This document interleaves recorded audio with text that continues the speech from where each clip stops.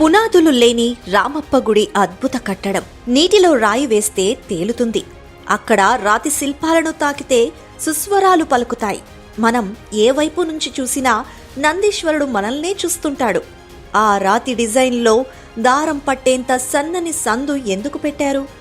అసలు పునాదులు లేకుండా ఆ ఆలయాన్ని ఎలా కట్టారు? భూకంపం వచ్చినా ఆ కట్టడం ఎందుకు చెక్కు చెదరలేదు? అంతటి గొప్ప టెంపుల్ తెలంగాణలో ఎక్కడుంది?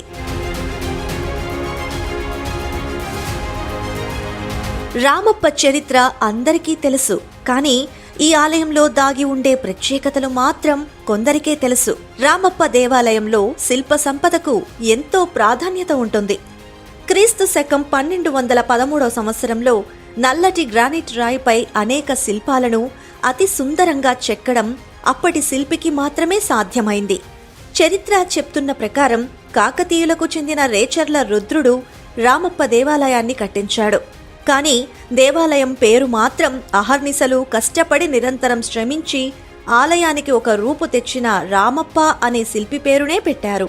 సాధారణంగా శిల్పాలపై చెక్కే మనిషి ఆకారానికి 2 కాళ్ళు కనిపించేలా శిల్పులు చెక్కుతారు. కానీ ఇక్కడ రామప్ప శిల్పి చెక్కిన శిల్పంలో మాత్రం 3 వ్యక్తులకు గాను 4 కాళ్ళు మాత్రమే కనిపిస్తాయి. 3 వ్యక్తులకు 6 కాళ్ళు ఉండాల్సి ఉండగా ఇక్కడ 4 కాళ్ళు మాత్రమే కనిపిస్తాయి. ప్రత్యేకంగా చూస్తే తప్ప ముగ్గురికి ఎవరి కాళ్ళు వాళ్లకే ఉన్నట్లు కనిపిస్తాయి. రామప్ప ఆలయం గర్భగుడిలో ఉండే ప్రధాన మండపంలో ఒక స్తంభం ఎంతో ప్రత్యేకంగా నిలుస్తుంది. సూది మొనదూరే అతి సూక్ష్మమైన 13 రంధ్రాలను ఒకే రాతిపై రామప్ప శిల్పి చెక్కడం శిల్పి యొక్క నైపుణ్యాన్ని మనం గుర్తించవచ్చు. శిల్పి చెక్కడంలో చిన్న పొరపాటు జరిగినా పూర్తి స్తంభాన్ని మార్చాల్సిన పరిస్థితి ఉంటుంది. ఎటువంటి సాంకేతికత లేని సమయంలోనే శిల్పి అంత సూక్ష్మమైన రంధ్రాలను చెక్కడం ఎలా సాధ్యమైందో ఇప్పటికీ ఆశ్చర్యంగానే కనిపిస్తుంది. రామప్ప దేవాలయం గర్భగుడిలోకి వెళ్లే ప్రధాన ద్వారానికి కృష్ణుడు పిల్లనగ్రోవి పట్టుకుని ఉండే శిల్పాన్ని మనం గమనించాలి.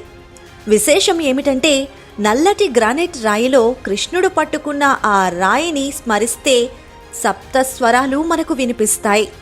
ఆలయంలో ఉన్న ఇతర స్తంభాల్లో ఎక్కడా ఇటువంటి శబ్దాలు రాకపోవడం గమనార్హం.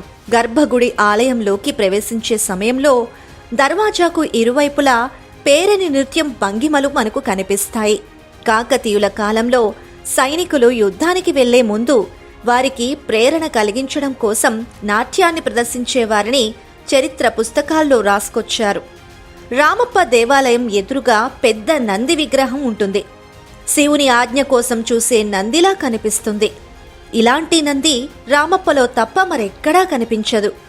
మరో విశేషం ఏంటంటే మనం నంది ఎటువైపు నుంచి చూసినా అది మనల్ని చూస్తుందనే విధంగా అనిపిస్తుంది. ఇక పునాదుల నిండా ఇసుకను నింపి ఓ భారీ కట్టడాన్ని నిర్మించాలనే ఆలోచనే అప్పట్లో సాహసమేనని చెప్పవచ్చు. నిర్మాణంలో శాండ్ బాక్స్ టెక్నాలజీ వినియోగించారు. 3 మీటర్ల లోతు పునాది తవ్వి అందులో ఇసుక నింపారు. ఆ ఇసుకపై రాళ్లు పేర్చుకుంటూ 40 ఏళ్లు కష్టపడి భారీ ఆలయాన్ని నిర్మించారు.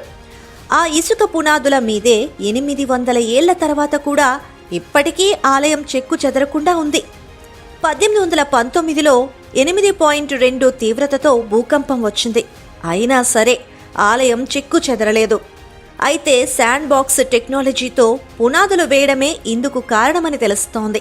నీటి మీద తేలియాడుతున్నాయని చెప్పే ఇటుకలతో గర్భాలయం, విమానం నిర్మించారు. మొత్తంగా రామప్ప దేవాలయాన్ని పూర్తి చేసేందుకు కాకతీయులకు 40 సంవత్సరాలు సమయం పట్టిందట. ఇప్పుడున్న సాంకేతికతతో అన్ని సదుపాయాలు కల్పించినా రామప్ప లాంటి మరో దేవాలయాన్ని నిర్మించడం మాత్రం ఎవ్వరికీ సాధ్యం కాదని విశ్లేషకులు సైతం అంటున్నారు.